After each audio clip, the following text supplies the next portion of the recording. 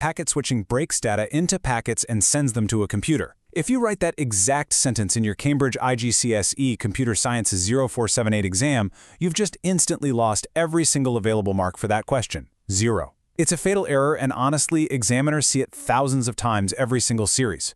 Your grade boundary plummets, your time is completely wasted, and you're left sitting there wondering why that perfectly memorized flashcard didn't translate into actual marks. Well, we're doing a surgical fix on this exact problem today. Let's get into it. So why does this classic, totally common mistake score absolutely nothing? Simply put, it's just a short label. It completely lacks any process steps, it ignores precise terminology, and most crucially, there is zero scenario context. You see, in Cambridge IGCSE Computer Science, just identifying a concept is never going to be enough. You have to move past basic recognition through deep understanding all the way to application. And that sentence? Yeah, it's stuck right there at basic recognition. The gap between what you think the examiner wants and what the mark scheme actually demands is massive, guys. A floating fact like breaks data into packets nets you 0 marks. Why? Because IGCSE examiners demand that you explain the actual processes clearly. You literally must use precise terminology, you've got to compare alternatives when necessary, and you absolutely must connect your entire explanation back to whatever specific digital scenario is given in the exam paper. Okay, let's dive into this core issue. Why does ordinary revision just fail? Well, when you memorize facts in total isolation, without any clear direction, you end up making these classic, completely avoidable computer science mistakes. You write really vague wording, you confuse fundamentally different concepts, like mixing up memory and storage, a protocol and a service, or even logic processing versus arithmetic processing. You miss crucial process steps, or you just totally fail to use the question's specific context. Your dense revision notes have to train you to compare concepts, not just parrot single topics back to the paper.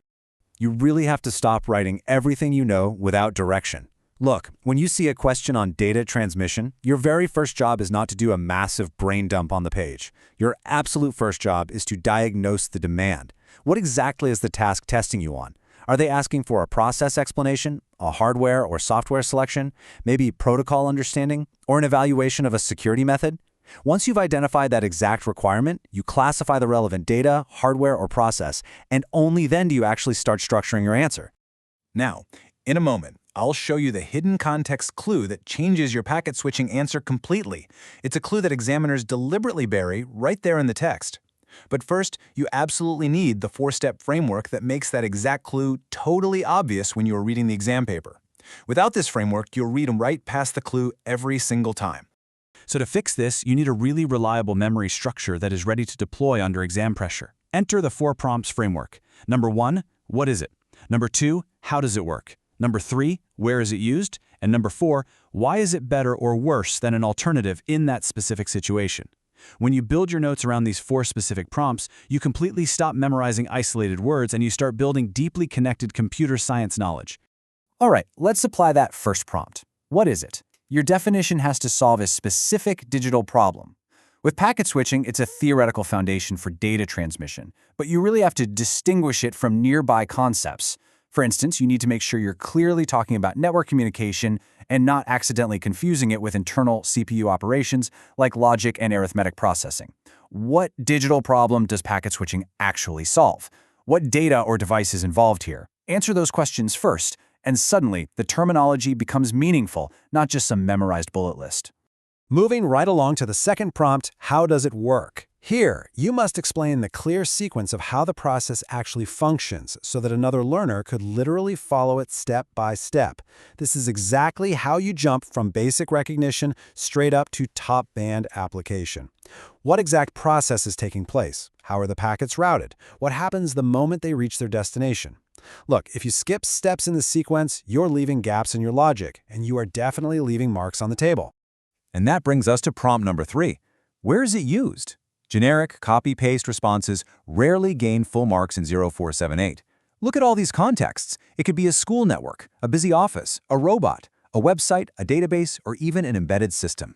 If the exam question sets the whole scenario inside a school network, your answer must stay inside that school network. Real-world transfer absolutely matters. Showing these links helps you remember not just the name of the concept, but the real practical consequences of using it in that exact environment. All right, let's resolve that open loop from earlier. What is that hidden context clue?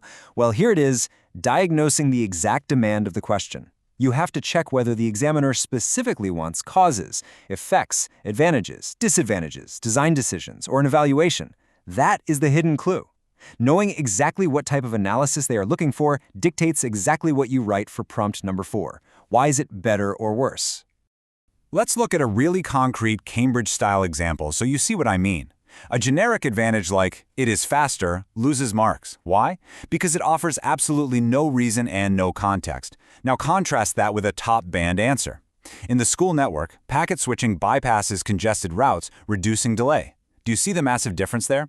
It anchors the explanation to the details provided. It stays firmly inside the school context. It explains the exact mechanism, bypassing congested routes, and states the practical consequence, reducing delay. That is exactly how you secure those top marks. Okay, let's raise the stakes a bit. I have a practical checkpoint challenge for you right now. I'm going to show you another real-world student answer. I want you to pause this explainer when you see it, read it super carefully, and see if you can spot the classic wrong turns based on everything we've just covered about precise terminology and scenario context. You ready? Let's do it. Here is the student's actual answer.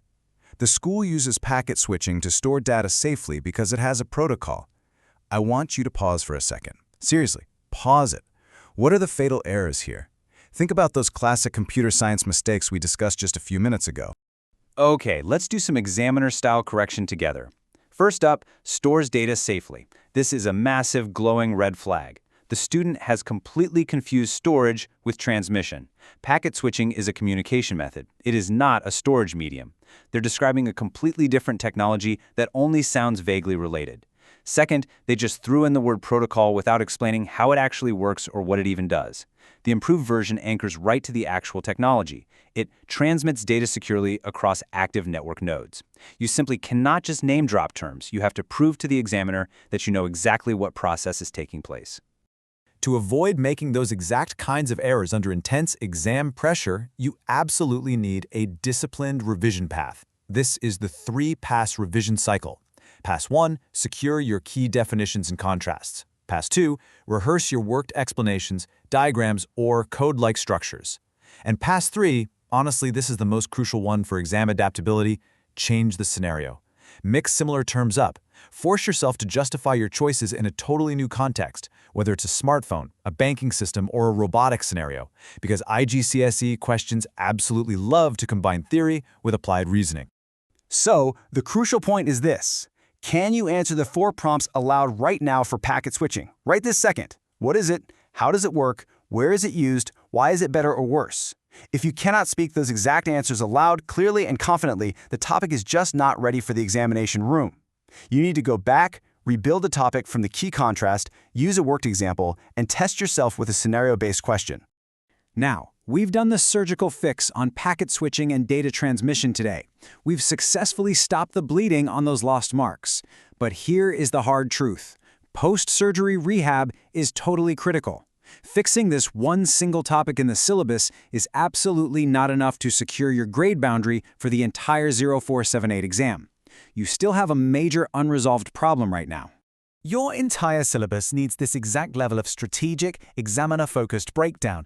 You literally must map every single remaining topic, especially if you are in the final countdown to your exam. The time pressure is incredibly real right now, and fragmented, random revision will not save you. You need a comprehensive, bulletproof map for the last 7 days to ensure you are hitting top-band application across the board. To map out exactly what you need to do in the final week before your exam, you must watch the next explainer on your screen right now. It is your ultimate last 7 days revision map for Computer Science 0478. Click the explainer now to secure your strategy, and subscribe to our YouTube channel, Ace the Exams, at acetheexams_IGCSE to excel in your Cambridge examinations. The countdown has officially started, so ask yourself, are you leaving your final grade to chance, or are you ready to map your success? Click the explainer now.